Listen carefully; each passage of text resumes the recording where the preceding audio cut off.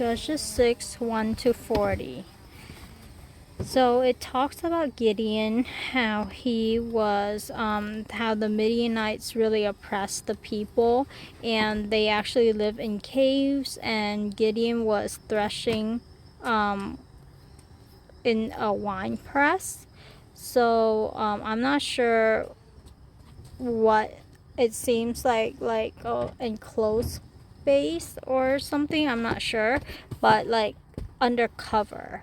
So, and then it's interesting to me that Gideon said, if the Lord is with us, then why has this all happened to us?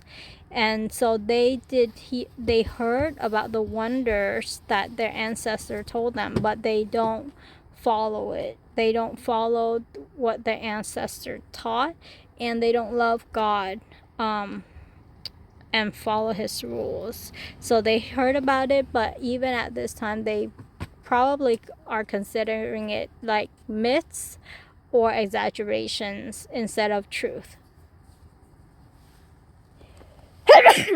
And then it's also interesting that it says the angel of the Lord, but that is synonymous. So it also said like this passage where Gideon thinks that he saw God face to face, and it actually says the angel of the Lord. So there are a lot of references to the angel of the Lord in the Old Testament where it seems to be synonymous with actually God talking to people. And so some people say it's like Christ pre-incarnate, but I'm just gonna go with what is written. It says the angel of the Lord, and sometimes that is synonymous with actually God's presence, actually speaking face to face with people. And then like God said that he will be with Gideon, and Gideon knew how to prepare a sacrifice to God, and God accepted it.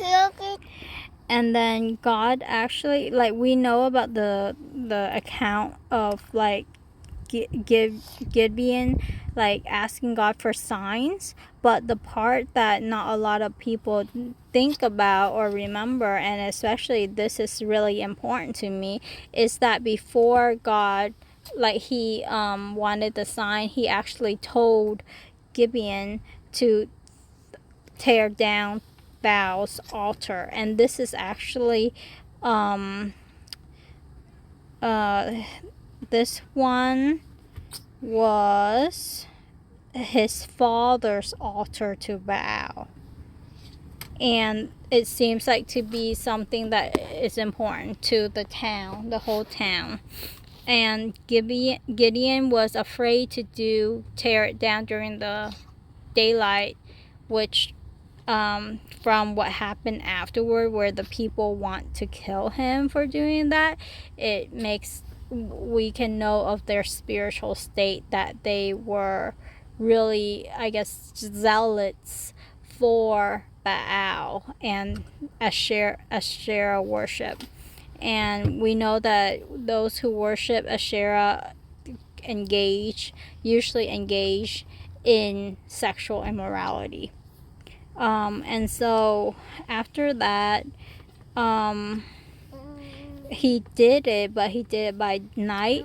And Joash, his dad, actually defended him and replied to the hostile crowd something very true, that even though this was his altar, he recognizes that if this God is real, then he should defend himself.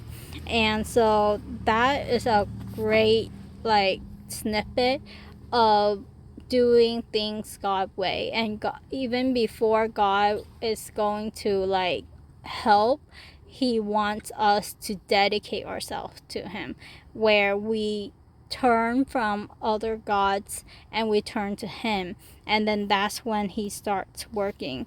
And so even Gideon did that, and Gideon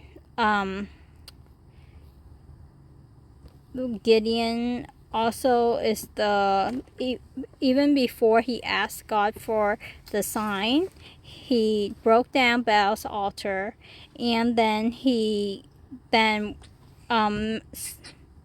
Gideon, the Spirit of the Lord came on Gideon when the Midianite and Amalekite and joined forces. And so the Spirit of the Lord came on Gideon, and he blew a trumpet summoning people, so that and even with the Spirit of God on him, he has his own will and he has his own concerns. And he said to God, to if you will save Israel by my hand as you have promised, then give me a sign. And so even though the Spirit of God might be with us, we might be unsure, and God is not afraid or not frustrated when we ask for a confirmation. And that is just something so totally wonderful about God, that he works through our weaknesses and even sometimes fear or doubts. And so that is awesome. And I love the part about how Gideon went and broke down the altars, and like, just he was not the warrior that God saw, but he walked in the way of God to become the mighty warrior that God knows him to be. And that's God knowing us for who we are despite our current circumstance. He sees us for our potential and what we will become, and that is just something awesome about God.